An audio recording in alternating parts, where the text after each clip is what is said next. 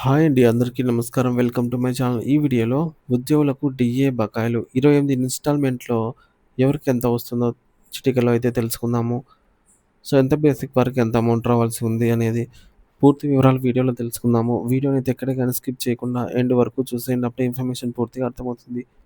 అలాగే వీడియో చూస్తున్న ప్రతి ఒక్కరు వీడియోకైతే లైక్ చేయండి ఫ్రెండ్స్. ఈ వీడియోని తోటి ఉద్యోగ, పెన్షన్ మిత్రులతో షేర్ చేయండి. కొత్తగా మన ఛానల్‌ని చూస్తున్నవారు ఇంకా ఎవరైనా సబ్స్క్రైబ్ చేసుకోకుంటే వెంటనే మన ఛానల్‌ని సబ్స్క్రైబ్ చేసుకోండి. సో, దీని ద్వారా నేను చేసే లేటెస్ట్ వీడియోస్ అన్నీ మీ వరకు రీచ్ అవుతాయి. ఇక ఆలస్యం చేయకుండా వివరాల్లోకైతే వెళ్ళిపోదాము.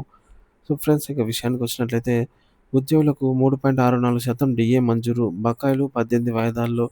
సో, ఎవరికి ఎంత అమౌంట్ వస్తుంది అనే పూర్తి వివరాలు సులభంగా అయితే తెలుసుకుందాము. రాష్ట్ర ప్రభుత్వ ఉద్యోగులు, పెన్షనర్లకు 3.64% కరువు భత్యం డీఏ మంజూరు చేస్తూ ప్రభుత్వం ఉత్తర్వులు జారీ చేసిన సంగతి మనందరికీ తెలిసిందే. మరి ఈ డీఏ అనేది జనవరి 1, 2023 నుంచి అయితే వర్తిస్తుందని చెప్పడం జరిగింది. పెండింగ్‌లో ఉన్నటువంటి బకాయిలను 12 నెలల సమాన వాయిదాల్లో చెల్లించనున్నామనైతే తెలియజేశారు. ఆన్‌లైన్ క్యాలిక్యులేటర్ల ద్వారా ఉద్యోగులు తమకు రాబోయే బకాయిలు, నెలవారీ వాయిదా ఎంత వస్తుందో సులభంగా తెలుసుకోవచ్చు.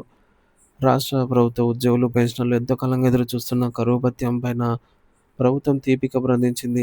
పెండింగ్‌లో ఉన్న డీఏలలో భాగంగా 3.64% డీఏను మంజూరు చేస్తూ అధికారికంగా జీవో విడుదల చేసింది. ఈ పెంపు జనవరి 1, 2023 నుంచి వర్తించనుండడంతో ఉద్యోగులకు దాదాపు 18 నెలల పైగానే బకాయిలు అందనున్నాయి. అయితే ఈ బకాయిల మొత్తాన్ని ఒకేసారి కాకుండా 18 నెలల సమాన వాయిదాలలో ఉద్యోగుల ఖాతాల్లో జమ చేయనున్నట్లుగా ప్రభుత్వం ఉత్తర్వులలో పేర్కొంది. ఈ నేపథ్యంలో ప్రతి ఉద్యోగి తమకు రావాల్సినటువంటి మొత్తం బకాయి ఎంత, నెల నెల వాయిదాకి ఎంత మొత్తం అందుతుంది అనే విషయం పైన స్పష్టత కోసమైతే ఆన్‌లైన్ క్యాలిక్యులేటర్లను ఆశ్రయిస్తున్నారు. అలా కాకుండా మీరే మీ బకాయిలను లెక్కించుకోండి ఇలా సులభంగా అనైతే అప్డేట్ రావడం జరిగింది. సో, ఏంటనేది చూద్దాము. ఉద్యోగ సంఘాలు ఉద్యోగ సమాచారం వెబ్‌సైట్ అందుబాటులో ఉంచిన ఆన్‌లైన్ డీఏ బకాయిల క్యాలిక్యులేటర్‌ను ఉపయోగించి మీ బకాయిలను సులభంగా తెలుసుకోవచ్చు.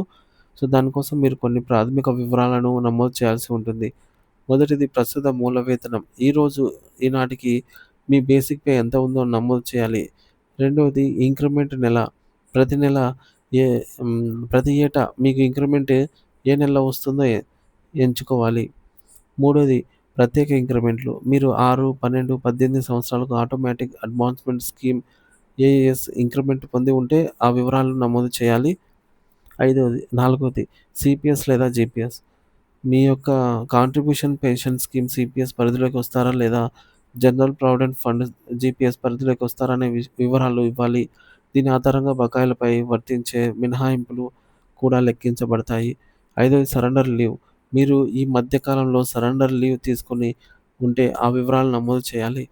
ఆరోది వివరాలు ఇవ్వగానే క్యాలిక్యులేటర్ ఆటోమేటిక్‌గా జనవరి 2023 నాటికైతే మీ యొక్క పెన్షన్ బేసిక్ పే ఎంత లెక్కించి అప్పటి నుంచి ప్రతి నెల మీకైతే రావాల్సిన అదనపు డీఏలను పరిగణిస్తుంది.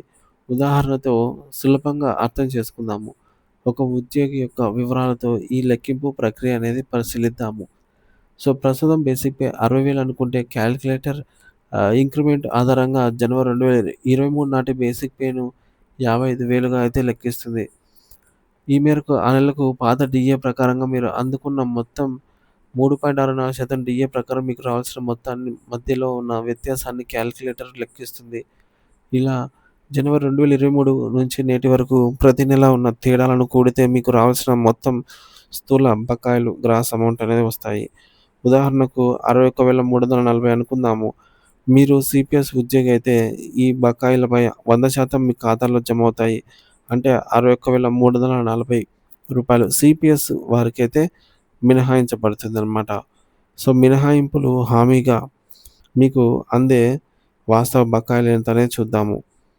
సో, నెట్ అరియర్ రూ. 61,340 అనుకున్నట్లయితే ఈ వాస్తవ బకాయిని ప్రభుత్వం 18 సమాన వాయిదాల్లో చెల్లిస్తాను అని అయితే హామీ ఇవ్వడం జరిగింది. అంటే ప్రతి నెల చెల్లించాల్సిన అమౌంట్ రూ. 3,067. కాబట్టి ఈ ఉదాహరణలోని ఉద్యోగి ప్రతి నెల జీతంతో పాటుగా అదనంగా రూ. 3,067 చొప్పున 18 నెలల పాటు అందుతుంది. సో, పెండింగ్‌లో ఉన్న డీఏ ప్రభుత్వం విడుదల చేయడం పైన ఉద్యోగులు ఒకవైపు హర్షం వ్యక్తం చేస్తుండగా, బకాయిలను ఒకేసారి చెల్లించకుండా 18 వాయిదాలుగా విభజించడం పైన తీవ్ర అసంతృప్తి వ్యక్తం చేస్తున్నారు. మరి ఒకేసారి బకాయిలు అందితే కుటుంబ అవసరాలకు, ఆర్థిక ప్రణాళికలకు ఉపయోగపడతాయి. ఇలా వాయిదాల్లో ఇవ్వటం వల్ల దాని ప్రయోజనం అనేది పూర్తి స్థాయిలో అందటం లేదు అని పలువురు ఉద్యోగులు వాపోతున్నారు. ఇకపోతే ఈ యొక్క పైన పేర్కొన్న సంఖ్యలు కేవలం ఉదాహరణ కోసం మాత్రమేనండి. మీ వాస్తవ బకాయిలు మీ పెన్షన్ పేమెంట్ ఆర్డర్, ఇంక్రిమెంట్లు లేదా ఇతర అంశాలపై ఆధారపడి మారతాయి. ఖచ్చితంగా వివరాల కోసం ఉద్యోగుల కోసం రూపొందించిన వెబ్‌సైట్‌లోని క్యాలిక్యులేటర్‌లనైతే ఉపయోగించగలరని మనవి.